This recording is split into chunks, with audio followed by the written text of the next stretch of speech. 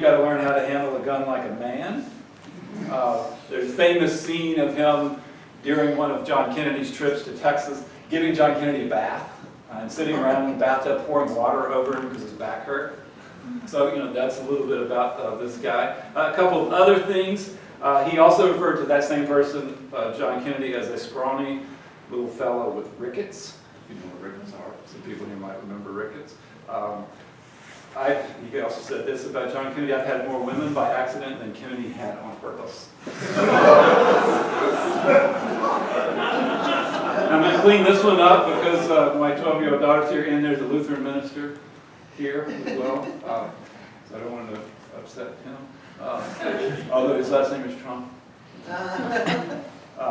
All those Bostons and Harvards don't know any more about Capitol Hill than an old maid does about, and I'm going to say fornicate.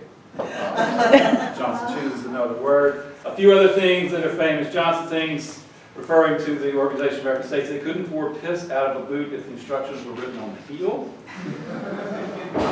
Responding to a speech by Richard Nixon, speaking to his aides, he said, "Boys, I may not know much, but I know the difference between chicken shit and chicken salad." Asked why he kept J. Edgar Hoover as FBI director, he said it's better to have Hoover inside the tent pissing out than outside the tent pissing in. So these are all sort of life lessons on their own.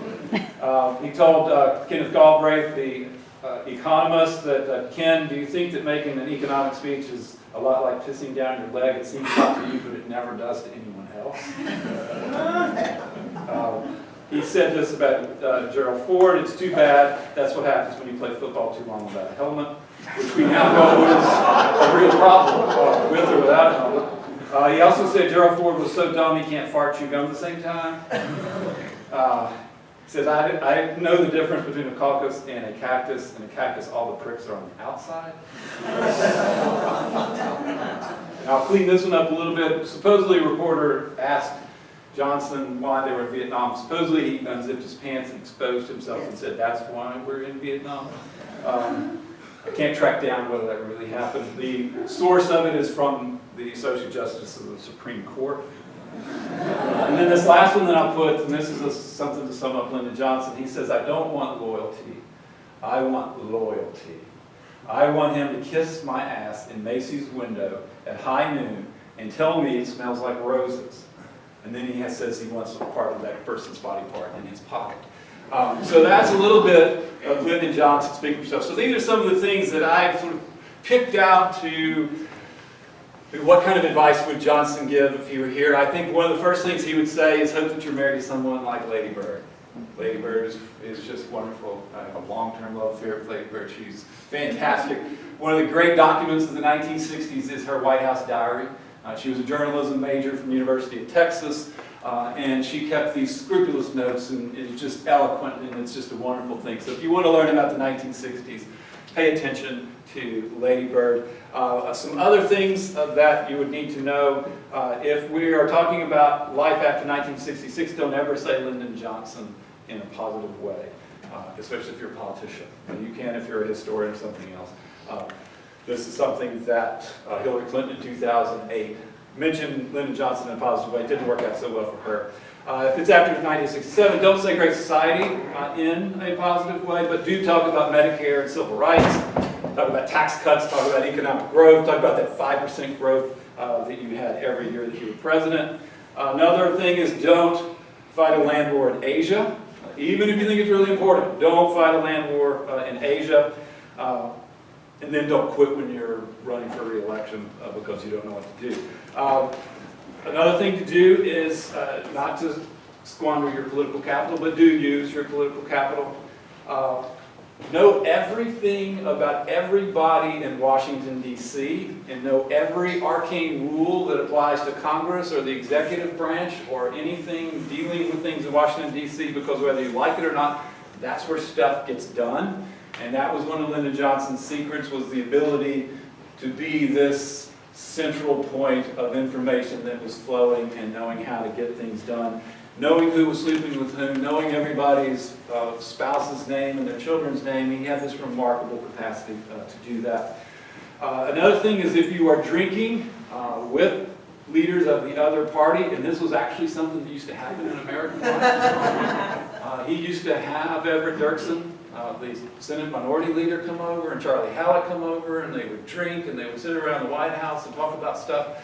And he would give advice to people that if you're going to drink with Ev Dirksen, make sure you pour him twice as much.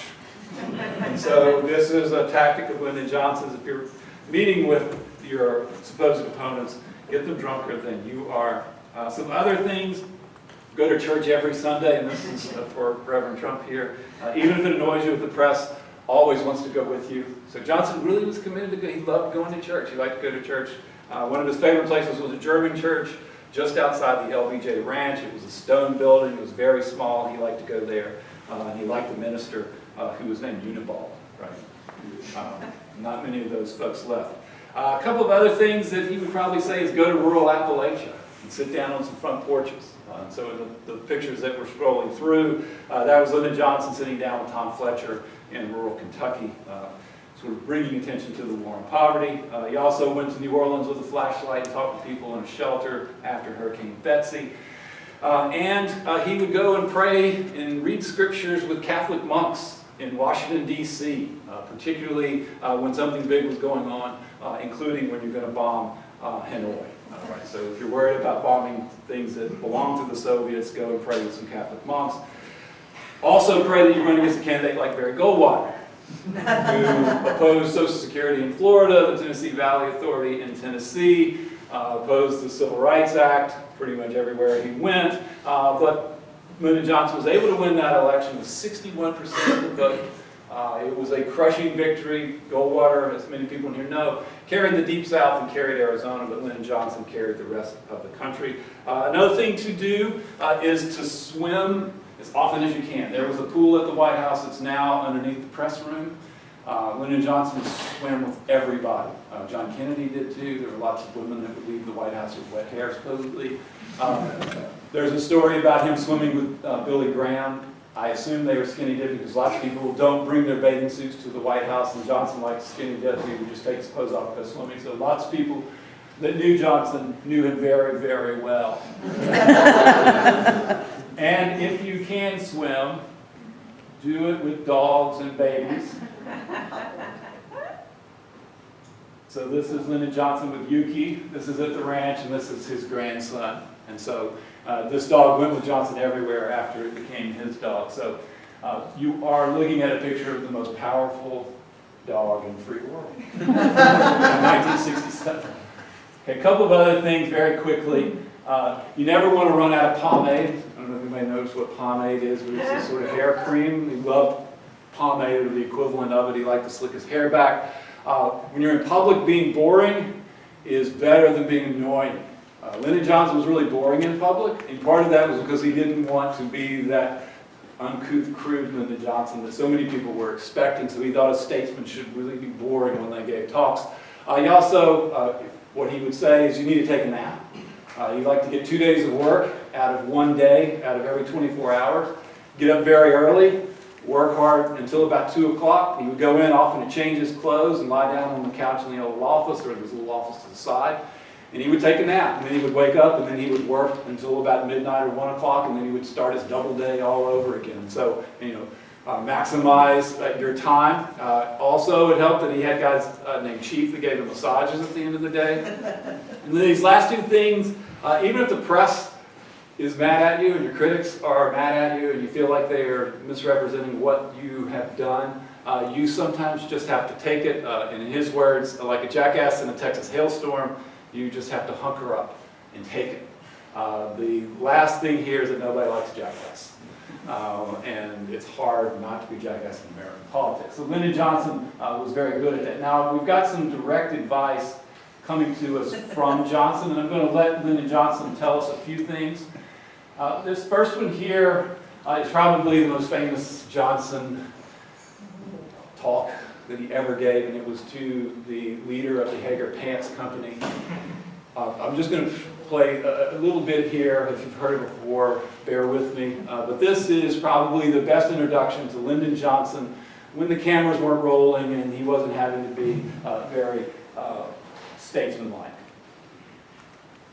Secretary, there's a word around the evening when I come in from work and I need about a half an inch too tight in the waist. He was calling backside and wondering if we really get it right. No, I don't know. You all just guessed at him, I think so, but what you have the measurements there? I can send you a pair. I want them a half an inch larger in the waist than they were before, except I want 2 or 3 inches of stuff left back in there so I can take them up. I vary 10 to 15 pounds a month. So leave me at least 2.5 to 3 inches in the back part, well amount to take them up, and make these a half inch bigger in the waist, make the pockets at least an inch longer. My money and my knife and everything fall out. We just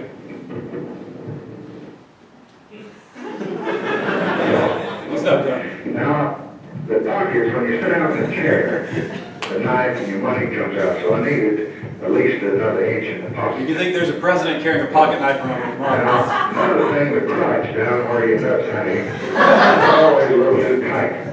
So when you make them up, give me an inch that I put out there, because they cut me. It's like riding a wire fence. These are almost the best that I've had anywhere in the United States. But when I gained a little weight, they cut me under there.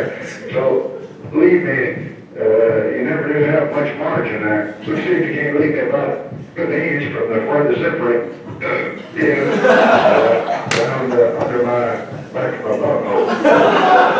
So I can lay it out there if I need to. Now, be sure you got the best zippers in them. These are good that I have.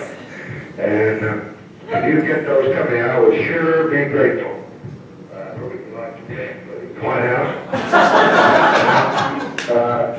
I don't get. He's going to ask for some more clothes. We can talk about it, but this is how he sums things up. You know, it's like he's writing a good essay. He's going to narrow things down here at the very end. Trousers, so we'll send them to you. Don't you get the measurements out of them and add a half inch to the back, give us an inch to the pockets, and about an inch underneath so we let them out. Yeah, that's right. I want you to build these at least a half inch more and then leave me some in there. Okay, here it is. Okay, go ahead, please. Okay, so there are a lot of lessons we can take from that one. Avoid tight-fitting jeans. I think both candidates now, I think Secretary Clinton is fond of pantsuits, and so this is advice that is gender neutral in our culture today. This is another piece of advice that Lyndon Johnson would likely give, particularly to the Republican Party. This conversation is, he's ultimately mad at Martin Luther King Jr. for giving an anti-war speech. They're going to talk about that, and it's a problem. But this is also when the Voting Rights Act is making its way through Capitol Hill. And so they're discussing that, and he talks about a wire being sent out by the NAACP to people, basically to Republicans to support this part of the legislation. And so Johnson gives his assessment of how the Republican Party is dealing with the race issue and some of his advice. And he gives a little prediction here about the Republican Party. They got a wire sent from Roy to all the Republicans. But the Republicans are going to hold pretty well. They're going to quit the niggers. They will not let the nigger vote for them. They just, every time they get a chance to help out a little, they'll blow it. And they could help out here, and they could elect some good men in suburban districts and cities. But they haven't got that much sense. That's why they're disintegrated as a party. Okay, so you can see how not effective he was at that last prognostication, but he's given this advice here, and I think if you read the autopsy that the Republican National Convention did, this is part of the advice that several Republicans were trying to give to Republican candidates, and it's the suburbs, and so it's doing something there. Now this is, if you are going to be president, you're going to need to get some legislation passed. One tip is to have Larry O'Brien as your chief legislative aide. He would later be famous for being the Democratic National Committee chair during Watergate. So there's a whole Watergate thing, kind of as people trying to get into his stuff. And he became the director of the NBA, which he's probably the most famous for. But he was an exquisite, he was part of the Irish Mafia from the Kennedy administration, and he would go and take that well on during Johnson. So this is their discussion. This 414-0 vote, they're talking about the Gulf of Tonkin resolution, which gives the president sort of carte blanche to escalate in Vietnam. But the war on poverty vote is at its end stages, and that's what they're talking about here. Johnson's going to say, hey, we've got some Texas people that are very conservative, but we can borrow from them if need to. But this is summing up Larry O'Brien's. Yeah, they're back on the bill. They voted the resolution 414-0 with Adam Powell voting present. But it's gonna have to have, man, 208 people to, Yeah, very likely that somebody goes out. right. So, But but 208 Democrats? we haven't got 208 Democrats yet, but we're getting damn close to it. We got 204 solids, a couple almost solids, 206, and we're hovering on that. No, that was up to the savers if they needed to, like Kilgore and Casey and Burroughs and Rogers, that's 4. Right. I'll give it to you one. Yeah. Yeah, I think now if we can just keep the boys that should be sober, and the ones that should be drinking, that's our job. So that's part of the advice on how you handle Congress, is that you make sure that you know who you're dealing with. And this next thing is a little bit of advice that actually Lyndon Johnson's going to give to Richard Nixon in 1971. We'll go back and listen to a few more things from his own presidency. These are from the Nixon tapes. And the situation here is that Bill Gills, an executive at ABC from Texas, happened to get on an airplane with Lady Bird and they chatted. There was a guy who was an ABC correspondent that had just begun working for the Nixon administration.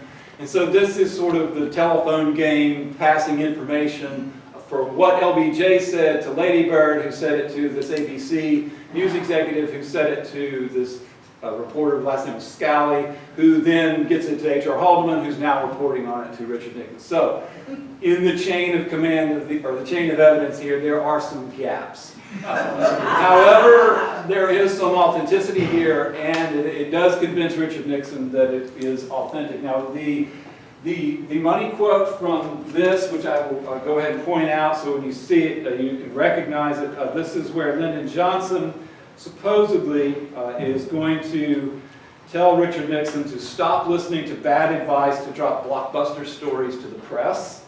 And this is another direct quote, stop improvising as you go along. I'm not saying which candidate that would apply to. We have one candidate that is very careful and one candidate maybe is just diabolically careful. We just don't understand it quite well. But this is H.R. Haldeman talking to Richard Nixon. Bill Gill from ABC, who is from Texas, and knows the Texas well, of course, accidentally ran into Lady Bird in Austin at the airport and both got on the same plane to Washington, so he flew with her a 3-hour plane flight, chatted with Lady Bird. He called John Scally afterwards to tell him about the conversation. And Bill says Lady Bird told him, number one, Lyndon supports the president's foreign policy 1,000%. Although lately he's been bothered by the presidency's tendency to be, quote, tricky as a 2-bit whore about where he's headed. He can't figure out whether the president's listening to bad advice to always drop blockbusters or whether he's improvising as he goes along. The directions he's set are good enough so that Lyndon doesn't think the president has to be so damn mysterious. That's why on point 2 at Walt Rostock's anniversary party a week ago, Lyndon said to all assembled, it's too bad the presidency could be split in two, but Nixon taking the foreign policy and Lyndon the domestic policy. Quote, Nixon couldn't find his ass with a roadmap in domestic policy, he's got to really things on foreign policy. Close quote. Third point, Bussy will have to be caught diddling the Pope's wife and both.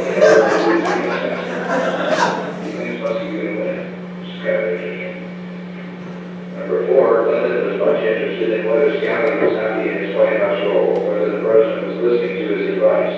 Gill said he understood he was. Lady Bird said Lyndon had always wanted to name a man to watch what he was doing, but that, quote, as you know, Lyndon had a personality problem.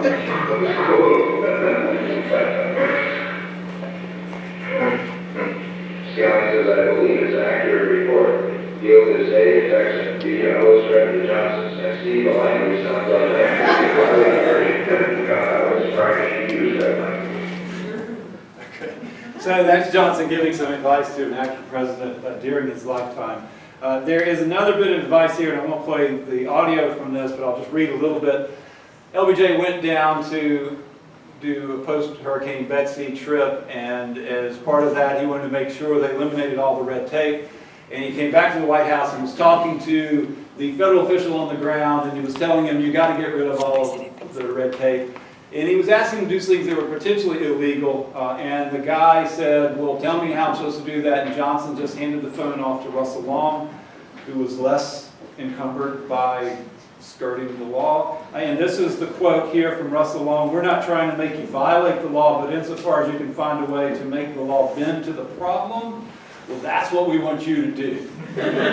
So it takes a kind of Louisiana sensibility to deal with the aftermath of the Louisiana hurricane. Now, this next one that I do want to play has a history department story. I don't see Kane here. Oh, is Kane West back here? Kane, this one's for you.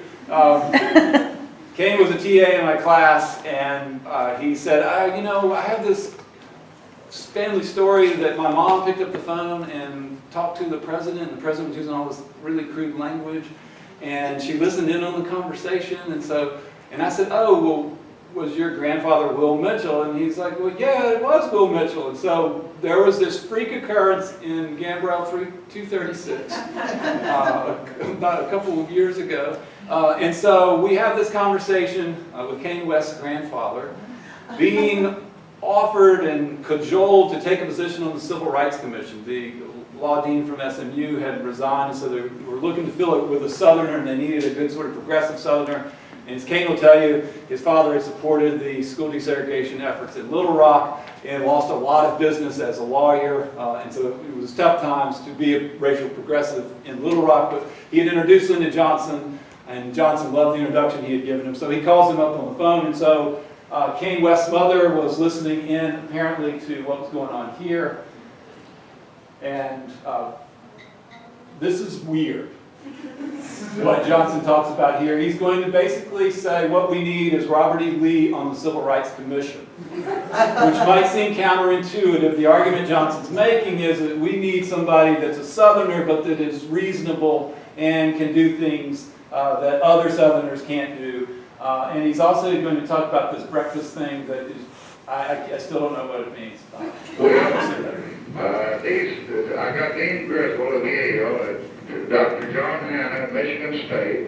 These are men that have served before. I've got this vacancy. But I want the vacancy to go to Southerner, to understand Southern life, to understand our viewpoint, can say to people, I think you make a mistake, here's what you ought to do, that dissent if they need to, but I want somebody that I can be proud of as my appointee, that just won't be a plain damn idiot and won't eat a little nigger bacon for breakfast, but at the same time will understand how to approach this thing as best he can. Now, these are the top men of the nation, and I just don't want South to show up with a bastard child. That's that simple.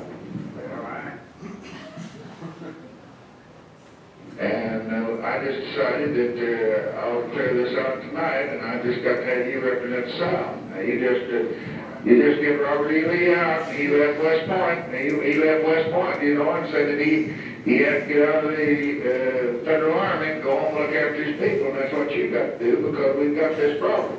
We got to have somebody that's got judgment, got eloquence, got ability, and that can sit in a room with people, disagree with them, and still without being too disagreeable. And that's what I'm having to do every day. So that's part of the lesson there, and that's the quote at the end, is you have to learn how to sit in a room with people and disagree with them without being too disagreeable. That does not apply to faculty meetings or academic departments on this campus, except for the history department. Did he do it? Did he take it? He did not. And Kane can tell you the family lore about I think it was going to keep Kane from being born. I think that's probably what it was. Keyed into the family ability to feed itself. This is another thing that I won't go into and talk about in great detail, but this is a conversation that Johnson has. I won't play it, but it's him listing out the day. And so Johnson's secret to the day is you need a high ball in the evening, you need to go swim 8 laps in the swimming pool, and you need to talk to Lady Bird. Right? So that's his kind of center, that's what he does, even though it's very hectic. You know, he does have this family that's constantly around him. And Lady Bird was a fantastic person. We don't have time to really get into Lady Bird. She was a political figure. She was somebody that gave him very astute political advice. And she was also one of the few people that could really tell Lyndon when he did a terrible job. And she would actually give him letter grades on his speeches. Content of the speech was an A, your performance C+. Right? So, you know, and he would listen to her and he would try to change as he could. A couple of other things I play, and I won't go into great detail. This, if you remember an ad from the Hillary Clinton campaign from when she was in the Democratic primary against Obama, it said, who do you want answering the telephone at 3 a.m.? Well, Lyndon Johnson has a recording where he answered the telephone at 3 a.m. from an earthquake in Alaska. It was the biggest earthquake, I believe, in the history of the United States. It sent a tidal wave heading toward Hawaii, and so Lyndon Johnson's on the ranch, but he's on the phone trying to make sure everything is being taken care of. And the part that I would play for you, if we had a little more time, is that he never loses a chance to call reporters chicken shits. So he's up, so he might as well start talking about these chicken shit reporters that keep following him around in Texas when he's trying to do stuff that he wants to do. Now this here, I won't play either. This is a conversation which on the outline, I'm just going to say what I titled it was, if you have to talk to Texans, remember they love to watch football, to get too drunk to stand up, to laugh about getting too drunk to stand up, and to shoot deer rifles. That's what this conversation is about. And it involves Dick Russell from Georgia, who got too drunk when he came to visit the ranch. And it's also New Year's Day, and the Cotton Bowl is going on, and they spend a lot of time talking about football and deer hunting and drinking copious amounts of whiskey. What I will skip for, this is the Billy Graham conversation. There are two things I want to finish with, and I'll call up, these are Lyndon Johnson's sort of vision of the Democratic Party and what the Democratic Party stands for. So for whatever candidate it is, you know, you have to be able to tell your audience, you got to be able to tell the voters, this is what I stand for, and be relatively consistent about it, or at least convince people you're consistent enough. And so Lyndon Johnson would say that the Democratic Party was always a group you could come to with any bellyache of injustice, whether it's a pecan shelling plant that paid 4 cents an hour, whether it was usurious interest rates, or whether it was discrimination to vote, or the Ku Klux Klan whipping somebody. We've symbolized them in some way, and that's what the Democratic Party is for. That's why it was born. That's why it survives. That's why it thrives and exists. As long as the poor and the downtrodden and the bended know that they can come to us and be heard, that's what we're doing. We're hearing them. So that is sort of Lyndon Johnson's sort of secret to why the Democrats win elections. Now, I do have a conversation that I want us to play, and this will be the last one, and we'll finish on this. This is Lyndon Johnson in January 1964, talking to Hubert Humphrey, who was senator then, who was a liberal bomb thrower in the Senate that was always wrecking plans in the 1950s because he was so liberal.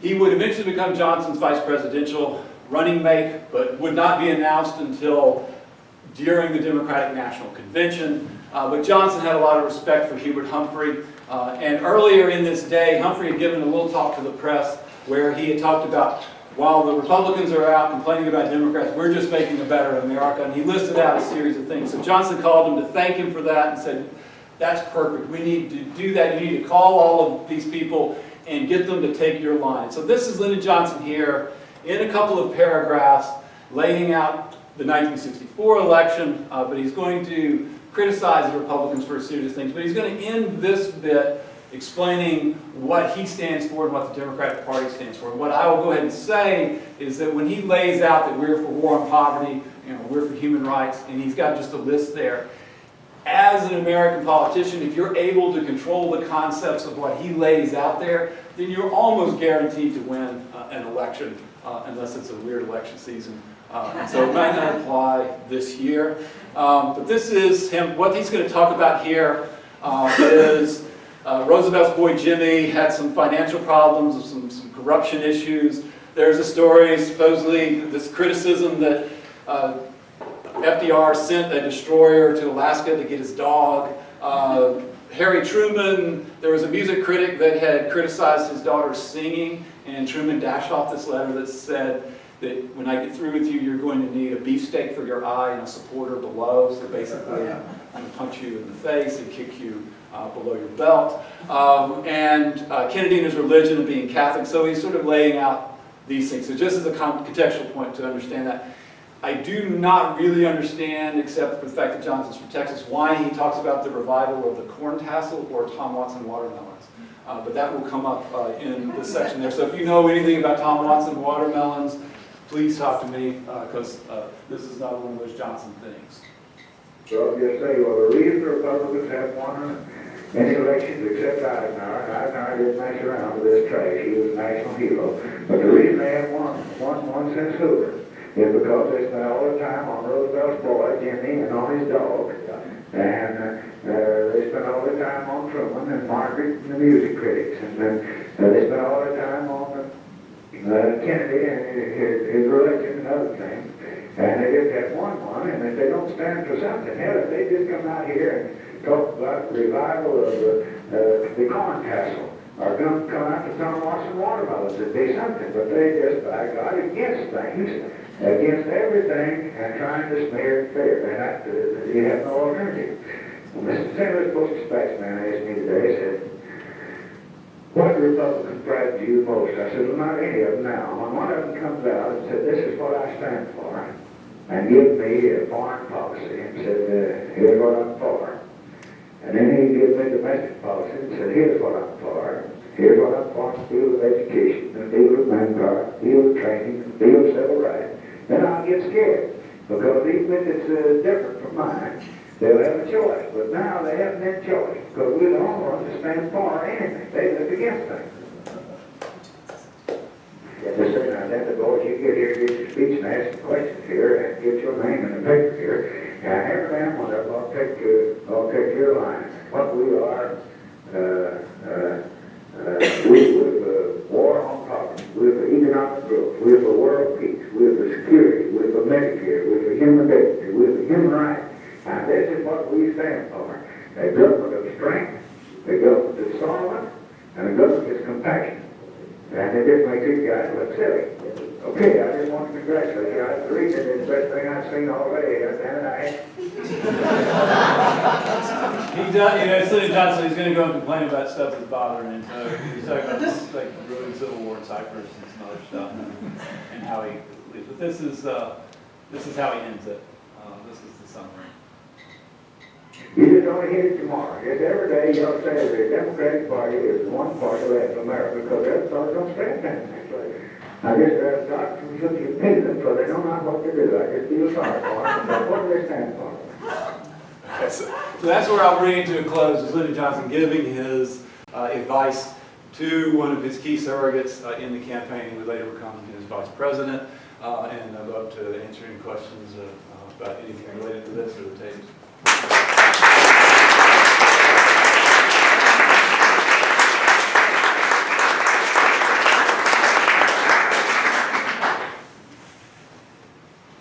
So is it clear that a Lyndon Johnson could never get nominated today, much less elected?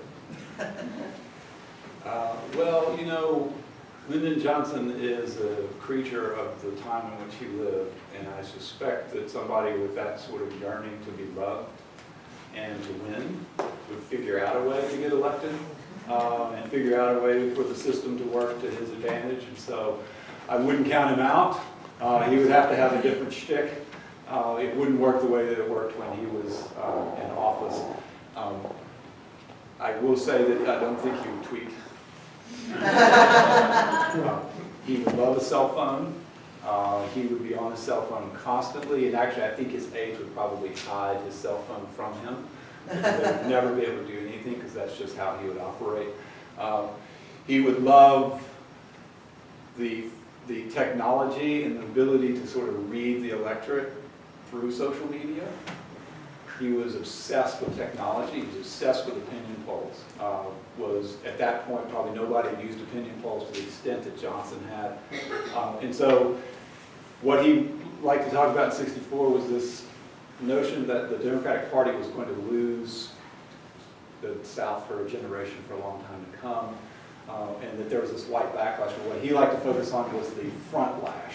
And these were Republicans that would be leaving the Republican Party to vote for him because they just couldn't stomach voting for somebody that they felt was just too extreme and just was, out, to lunch on what the Republican Party stood for. And there is a commercial that somebody has pointed out to me. There was Rodney Welch from the Free Times.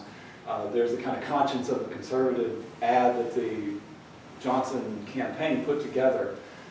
And they had somebody saying, I've been a Republican my whole life, but I just don't think I can vote for Barry Goldwater. So he would adjust. He would love the attention, for sure. Can't to go away from the content to the process. You're one of the really good digital editors around. Tell us more about, can people see these edited tapes of the oral interviews, and how would you get to them, and how do you work around them to find what you want? Yeah, well, they're published in print volumes, and we quit publishing them in print volumes when the people that publish print volumes say it's really too expensive to publish these in print volumes, and we fulfilled our contract. So the University of Virginia is now publishing these as digital volumes, and so this is accessible through the USC library and other libraries, so it's a subscription-based thing. So everything that we have published is on here. So all of so W.W. Norton that had published the initial books was kind enough to say you can do whatever you want with what you publish with us. And so those are all on here. And so this is a massive collection of material from the Kennedy administration through the Nixon administration. And so all of the audio is available and free. So this is an example here. This is the transcript. You've got information, you can figure things out. There's biographical stuff. There's introductions to each conversation. So the people that, so if it was a freshman in college, you could go here and you wouldn't need to go look up anything else. And there are lots of footnotes and things. But at the very bottom, actually it's right here, you can listen to the audio. And our party's always been a group that you can come to with any bellyache and injustice level. So you can listen as you scroll through. The number of pages these represent, if they were printed out, were probably close to 20,000 pages. There were 8 volumes of print stuff that were about 1,000 pages apiece. Plus there's at least twice as much there now. It's a massive accomplishment. I just wanted to make sure people knew that. Oh, thank you. I do appreciate it. It's fun, I say it too often, but what other thing do you get to listen to dead people? And funny dead people, right? So I'm sure there are a lot of dead people that aren't that fun to listen to, right? But they're dead. Yes? Tell us about your book. What are you doing with this in your book about Johnson? So this is a book that's it's a long series on the American presidency, and each president has a book in it. So they did a Johnson book in the early 80s, but apparently people think that was a long time ago. And so I'm doing a new version of that. So it's a history of the Johnson presidency.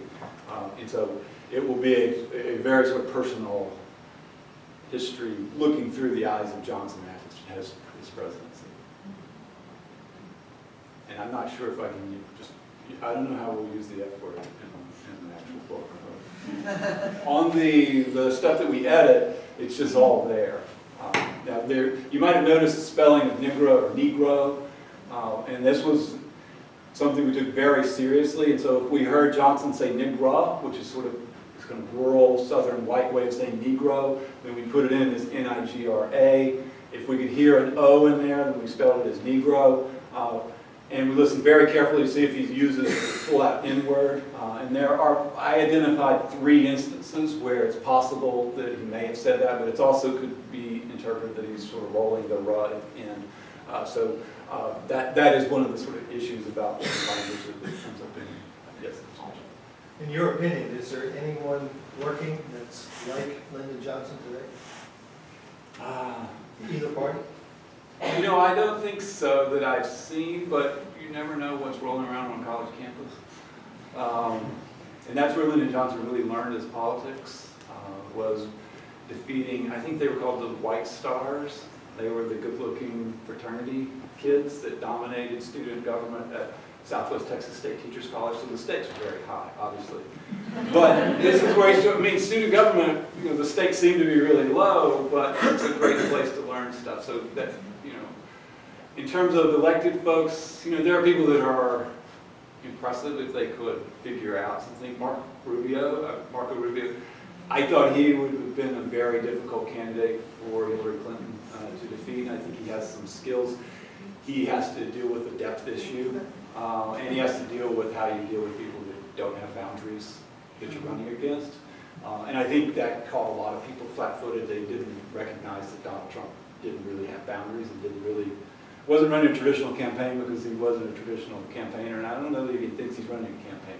I don't know exactly what he's doing, but he threw a very talented Republican field for a loop. On the Democratic side, you know, the convention actually had Democratic speakers at it that were in the pipeline, and so there are some potential. You know, Cory Booker. The problem with Cory Booker is that he was mayor of Newark, and I just don't know how anybody that was a politician in New Jersey is going to come out unscathed, you know, without something sticking to you. It hasn't happened yet, but you never know. Yes. I was just curious, I'm really interested in the use of archival material like this in documentary films, and there have been a few using these. Like there was one about the LBJ, just about him trying to convince the mayor of Baltimore that be part of his cabinet or something. But have you seen any of those?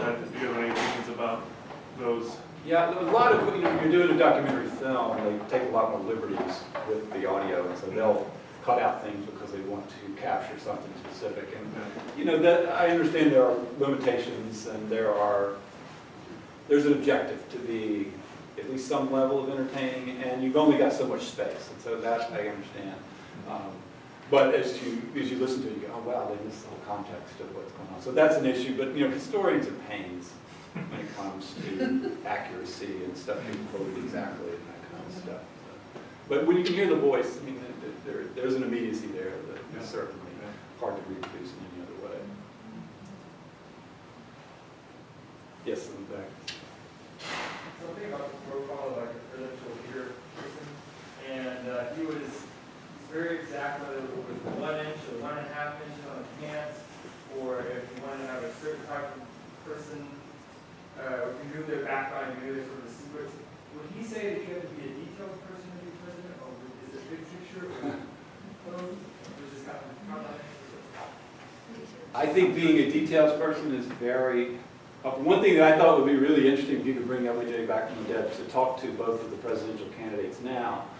I think you probably could sit with Hillary Clinton in a room forever and nobody would be in there with them because they just couldn't stand it. Because they would get so deep into policy and they would talk about studies and they would do graphs, the minutiae of things. But I also think you probably would enjoy going sort of head to head with Donald Trump on just sort of being a jerk.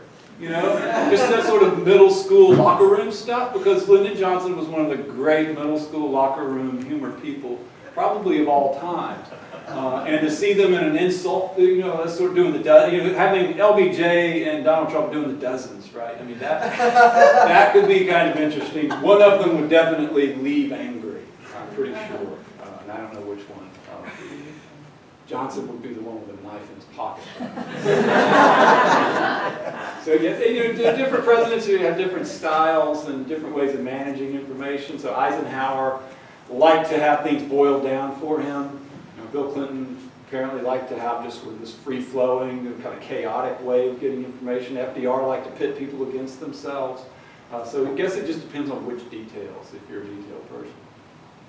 By the way, that was Kanye West from Little Rock, Arkansas. The grandson of Will Mitchell. And by the way, on that phone call, LBJ called the wrong Will Mitchell before that call. And so was offering him a job to a guy that worked for the highway department.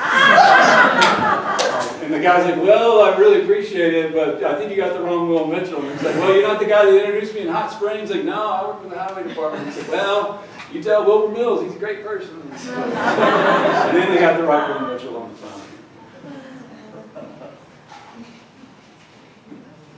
Yes? What sparked your interest in LBJ? Well, I started studying in the 1960s, and that probably was a 1960s driven thing. And if you study civil rights movement in the 60s, invariably you've got to deal with LBJ and with JFK. And so that's part of it. Another part is my wife and children are here, and we have a long-standing disagreement about whether I'm from Texas or from Louisiana. But I did grow up a little bit in Texas, and so I consider myself Texan, at least when it counts. And so LBJ has this appeal from just being a sort of kid that grew up in the area, and hearing people your whole life who either really hated him and thought that he was probably related in some way to the actual devil, if he wasn't the devil, and people that thought that he was one of the greatest people that ever lived and did wonderful things for the country. So there's a dichotomy that sits in all of our souls, I guess. And so Lyndon Johnson, I somehow came across, was one of the people that was right in the middle of that. So I've been able to, I make a joke, but I say Southerners that grow up in the South and end up doing Southern history essentially are doing family history and kind of family therapy. And so that's probably part of it as well. My children won't do that because they're so happy. I'm happy. I agree with you. Other questions? Why are we, Well, Richard Nixon, of course, lost the presidency because of tape machines that he had in his office. But was there any controversy about that? And did people who were talking with him know that they were being tape recorded? Talk about that a little bit. Generally, no. Actually, Franklin Roosevelt had a secret taping system in the Oval Office because he was tired of reporters misquoting him. So he recorded about 8 hours of stuff. Kennedy really, there's some Truman didn't, there was like people cleaning the office and then he got mad and he took it out, and then there are a few Eisenhower. Kennedy used it as a sort of historical collection device for his memoirs, and he could flip a switch. Most people did not know Kennedy operated a secret taping system.